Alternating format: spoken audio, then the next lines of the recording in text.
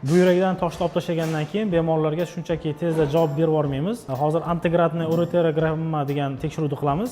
Bunda bizga kontrast kerak bo'ladi. Bundan maqsad siydik yo'li ochiqmi, tosh maydasi yoki qon laxtasi tiqilib qolmaganmi, shuni tekshirish uchun qilinadi. Hozir uni o'zlaring ko'rasizlar. Bemorimiz buyraklaridan tosh olganmiz. Mana shunday kichkinagina teshikchadan, mana shu trubkadan olganmiz. Hozir bemorimizga mana shu shpritsda kontrast moddasi bor. Shuni yuboramiz. Buni yuborganda shpritsni bilan majburlab emas, balki o'zi bilan samotok ketish kerak. Chuqur nafas oling, bemor. O'zi ketish kerak, shunga e'tibor berish kerak. Ozgina ketmasa, ozgina majburlab jo'natmaslik kerak xolos. Tak, chuqur nafas oling.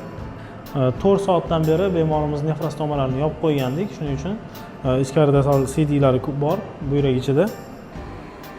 Hozir mana kontrast sekin ketishni boshlaydi hozir.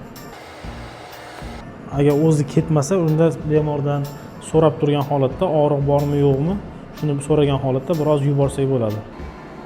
Og'riq yo'qmi? Ha? Og'riq yo'q, yaxshi. Og'riq yo'qligi yaxshi. Hozir mana 10 gram kontrastni yubordik. Kontrast 100% emas, u fizostor bilan aralashtirilgan holatda. Tak, qimirlamay turing, qo'lingizni ikki yonboshga nima qo'ying. Endi hozir rentgenda ko'rib o'ramiz. Mana, keling, ko'rsating.